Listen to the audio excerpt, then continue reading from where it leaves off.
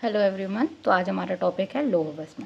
Usually रसशास्त्र में इस बार क्या आ गया है कि इन सभी भस्मों के आमयिक प्रयोग पूछे जा रहे हैं और यूजली आपको बुक्स में नहीं मिलते हैं। तो आज हम पढ़ेंगे लौह भस्म के आमयिक प्रयोग। लौह भस्म सबसे ज़्यादा काय में काम आएगी? तो हमने देखा है आयरन, इट इज़ फॉर रक्त। रक्त मीन्स आरबीसीज। हमारे जो आरबीसीज है या हमारी जो रक्त संवहन क्रिया है उसको हम बढ़ाने में क्या यूज़ करते हैं? लौह भस्म। अब पहली डिसीज़ हमारी आएगी रक्त पित्त। रक्त पित्त में क्या करेंगे? एलबी मतलब लौह भस्म। लौह भस्म को त्वक, एला, तेजपत्र, नागकेशर और शर्करा, इन सभी चीज़ों को वासस्वरस के साथ लेंगे।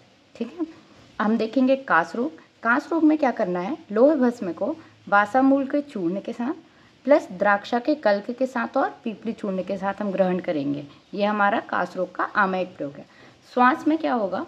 लौह भस्म को भारंगी चूर्ण, शुंठी, मरीच और पीपली चूर्ण के साथ ग्रहण करने से श्वास रोग ठीक होगा।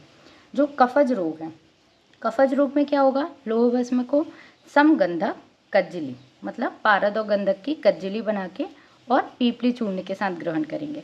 वातज रोग में क्या करेंगे? हम लौह भस्म को शुंठी चूर्ण के साथ लेंगे। पित्तज में लौह भस्म को रस सिंदूर और शर्करा के साथ ग्रहण करेंगे। वली पालित्य में लौह भस्म को त्रिफला चूर्ण के साथ 1 साल तक कंटिन्यूस हमें ग्रहण करना है। वृश्य, वृश्य में क्या करेंगे? लौह भस्म को रस सिंदूर और तांबुल पत्र के साथ हमको ग्रहण करना है।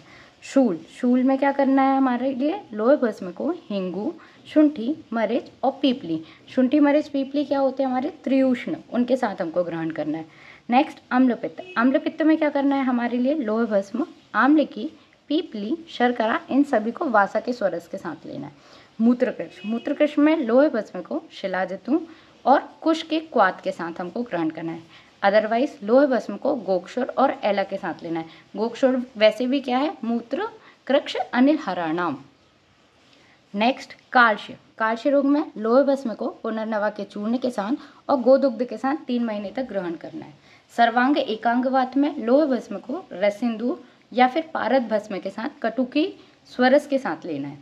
पांडु और कामला में लौह भस्म को घृत या मधु के साथ या फिर हरिद्रा स्वरस के साथ 1 मंथ तक लेना है। परम आयुष्य, लौह भस्म को अगर हम आम्लिकी स्वरस के साथ 1 ईयर लेते हैं तो वो हमारी क्या है? परम आयुष्य है।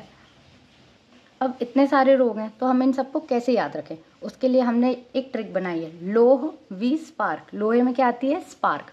वी से क्या आएंगे? वातज रोग। अब हम वातज रोग में क्या पढ़ा था हम लोगों ने? शुंठी प्रयोग करेंगे। वली और पालित्य, वली पालित्य में हम क्या लेंगे? त्रिफला चूर्ण लेंगे। वृश्य, वी फॉर वृश्य, वृश्य में क्या लेंगे? रसिंदूर और तांबुल पत्र। एस, एस से क्या आएगा? श्वास रोग, शूल, सर्वांग एकांगवात। पी से क्या आएंगे? पित्तज रोग, पांडु, परमायुष। ए से अम्लपित्त, आर से रक्तपित्त और के से कास, कफज रोग, काश्य और कामला। ये हमारी एक तरीके से ट्रिक है। अगर हमको रोग ही याद नहीं रहेंगे तो हम उसके आमयिक प्रयोग कैसे लिख पाएंगे? इसलिए अगर आपको मार्क्स स्कोर करने हैं तो ये ट्रिक के अनुसार आप व्याधियां लन करिए और इन व्याधियों के अनुसार आपको उनके अनुपान लिखना है। तो ये हमारे जो होते हैं ये हमारे होंगे आमयिक प्रयोग। हम रोज एक एक भस्म के आमयिक प्रयोग आपको देते जाएंगे, तो प्लीज़ आप हमारे चैनल को लाइक एंड सब्सक्राइब ज़रूर करें।